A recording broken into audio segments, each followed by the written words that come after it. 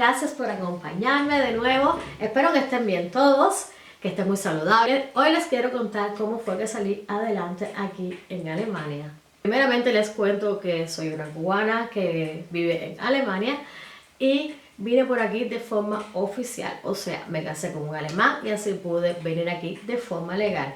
Esa es la forma más fácil de salir de Cuba, que es una isla cárcel realmente. Realmente yo no pensaba quedarme aquí en Alemania. Cuando llegué aquí yo en Cuba no vivía tan mal porque trabajaba en los cruceros y podía visitar otros países, algo muy soñado por todo cubano.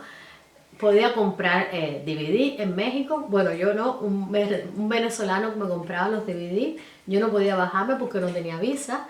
Y podía comprar zapatos, ropa y después revenderla en Cuba. Además que ganaba un salario súper bueno comparado con el salario de las personas universitarias en Cuba, que no ganaban ni la tercera parte de lo que yo ganaba cuando yo trabajaba en los cruceros. Pero como les dije, ya yo había visitado otros países y había visto un poco. Claro, no es lo mismo bajarse del crucero 2 o 3 horas, mirar, comprar la pacotilla, o sea, las cosas para revender en Cuba y después montarte en el crucero que vivir en otro país. Son cosas bien diferentes, muy distintas. Al principio de llegar aquí, en agosto, yo vine junto con mi esposo. Yo le había dicho a él que yo no quería venir sola porque ya yo había visitado otros aeropuertos y sabía que eran inmensos y que me iba a perder. Me acuerdo en el aeropuerto de Inglaterra que yo decía, esto es inmenso, y yo era atrás de los otros cubanos que ya habían viajado y porque si no yo me perdía, yo no sabía cómo orientarme porque era demasiado.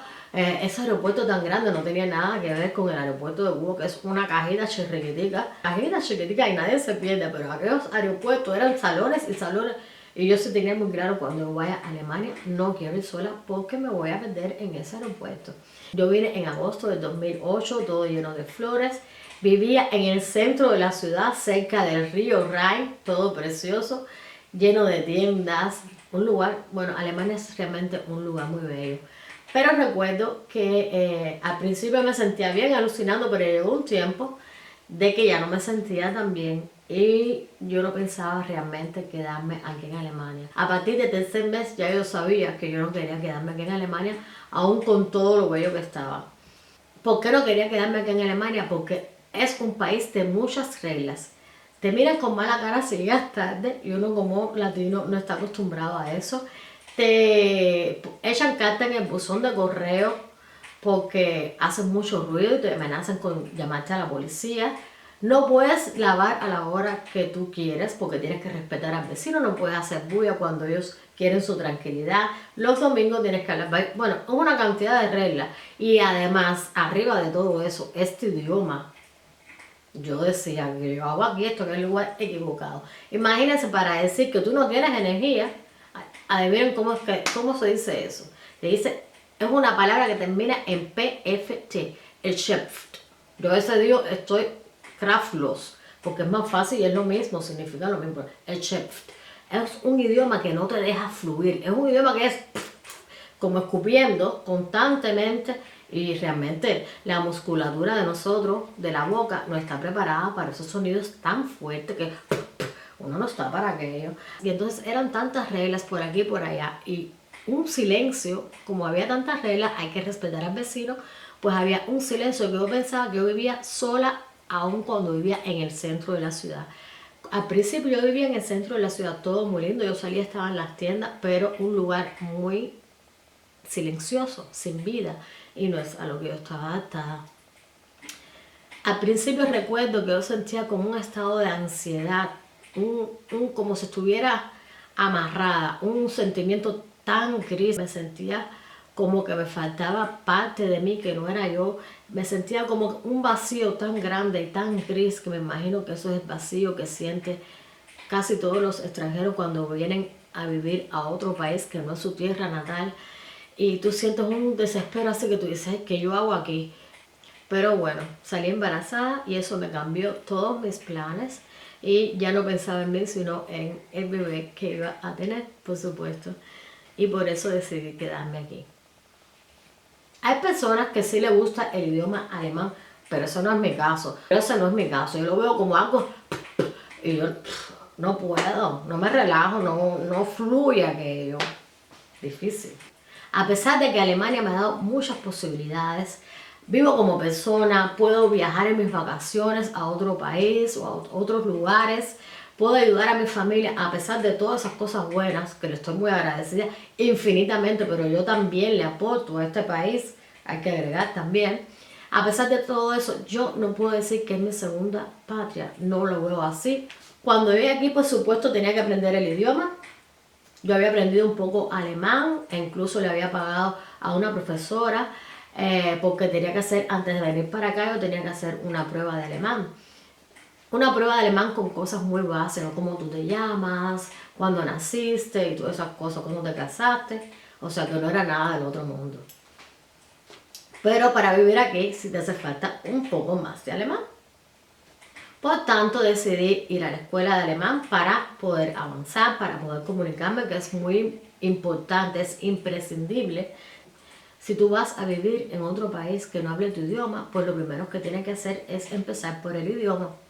Entonces yo iba por la mañana a aprender alemán, por la tarde, de lunes a viernes, iba a una librería donde trabajaba mi esposo y de viernes, sábado y domingo iba a otro trabajo que era en un restaurante en la cocina, ayudando en la cocina como ayudante de cocina. No hace falta realmente el alemán, no es necesario para trabajar en un video, no hace falta el alemán. Hay personas que tienen muy poco de inglés, pero con mímicas y todo se puede entender. Como dije anteriormente, trabajaba en cruceros y para eso me hacía falta un inglés.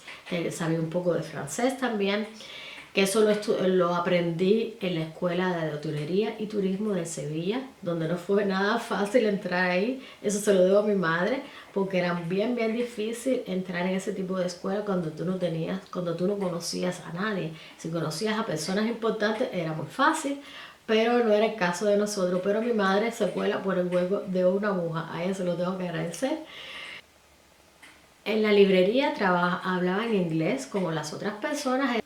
Como ayudante de cocina podía hablar en inglés con el jefe del restaurante, con el dueño del restaurante, y con la jefa de la cocina hablaba un poco el francés porque ella no hablaba inglés, solo alemán, y con el francés nos podíamos defender y comunicar lo básico. Esos dos trabajos eran muy poco dinero, como les había dicho, muy pocas horas. Y entonces lo que yo hacía era que veía que los dos trabajos no pasaran de 400 euros. Era un mini job. Un mini job quiere decir es un trabajo con un salario mínimo y así no tienes que pagar impuestos. Actualmente te pagan por un mini job, te pagan 556, pero ahora los precios están mucho más elevados de todo, la gasolina, la comida, todo ha subido, por lo tanto es la misma historia. Antes 400 y estaban los precios más bajos y ahora 556, pero todo vale mucho más caro. Como salí embarazada muy rápido, yo llegué aquí en agosto y en diciembre ya yo estaba embarazada, pues tuve que hacer una pausa, no pude seguir. Al principio yo vivía aquí en un apartamento muy bonito con bañera, pero solo tenía un solo cuarto en el medio de la ciudad. Tuve problemas con la vecina porque cada vez que mi niña lloraba, porque tenía cólicos, le dolía su pancita, pues ella daba golpes en el suelo de su casa, que era el techo de mi casa, y ya estábamos un poco indispuestos. Cada vez que lloraba mi niña, pues ella daba golpes. Una vez subí, por supuesto, para preguntarle cuál era su problema y explicarle que mi niña tenía cólicos y por eso lloraba. Ella me dijo que no, que ella tenía muchas amistades, que tenían bebés y ningún niño lloraba, así como mi niña. Oigan aquello. Cosa tan grande, que un niño no llora, que un bebé no llora. Lo nunca he visto, pero bueno. Ya nos empezamos a sentir un poco mal y entonces por la situación, cada vez que mi niña lloraba, ella daba golpes en su piso y nos molestaba un poco y decidimos mudarnos. Entonces fuimos a parar a una casita muy independiente, muy bonita, que estaba en Mainz-Finde, y en Mainz-Finde casualmente vivía también una cubana. Como tuvo que interrumpir la escuela de idiomas para seguir aprendiendo el alemán debido al embarazo, pues mi niña estaba un poco más grande, y cuando regresaba mi esposo del trabajo, pues entonces yo iba por la noche a aprender el idioma alemán y así seguía encaminándome un poco aprendiendo el idioma para poderme comunicar. Una vez salí con Yudica y entonces tuvimos que hacer un pare porque ella tenía que entregar unos papeles en una escuela y después ella me explicó que la habían aceptado como cuidadora de niños. Cuando Yudica me dijo esto, dije, wow, eso pudiera ser algo también que me gustara. ¿Por qué? Porque a mí siempre me han encantado los niños y cuando yo veía aquí, fue una cosa que cuando iba a los parques yo veía cómo era la educación con los niños muy diferente a la de Cuba. En Cuba siempre te dicen, cuando los mayores hablan, los niños se callan. Tú tienes que hacer lo que te digan tus padres y tú no tienes ni voz ni voto. Por lo menos eso fue lo que yo viví y muchos cubanos también. Aquí todo es muy diferente. A mí me hubiera encantado también haber tenido una educación así que se me escuchara y no que me mandaran a callar cuando yo decía algo. Los padres no le pueden pegar a los niños porque te lo quitan. No tiene nada que ver con la historia de Cuba. Pero como todo país, cada país tiene su forma de educar, su cultura, todo es diferente. Yudica me dio tremendo alumbrón. Yo le digo, Yudica, tú eres mi LUA. Cada vez que Yudica, ella no se da cuenta, pero a veces me dice cada cosa y digo, wow, eso es una super idea. Para mí siempre era muy difícil saber qué era lo que yo quería aprender. Porque ni en Cuba yo nunca sabía qué era lo que yo quería estudiar. Yo tenía buenas notas que podía estudiar una carrera, incluso el profesor guía, Roche, me acuerdo, siempre hablaba con mi mamá para que me convenciera de que fuera a la universidad. Mi amiga Carmen sabía desde el principio que ella quería ser doctora, actualmente ella es doctora. Besos Carmen, saluditos para ti.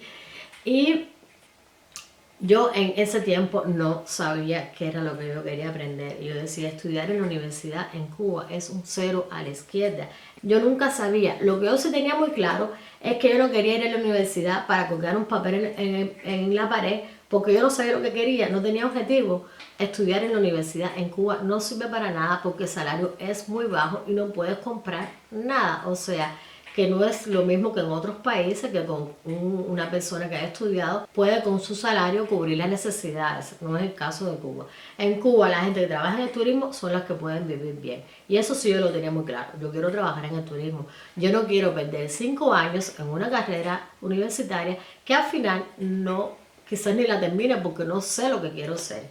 No era el caso de mi amiga Carmen que sabía lo que quería. Lo que yo sí tenía muy claro era que yo quería ganar dinero, trabajar en el turismo, trabajar en cruceros, que eso es lo que da dinero en Cuba.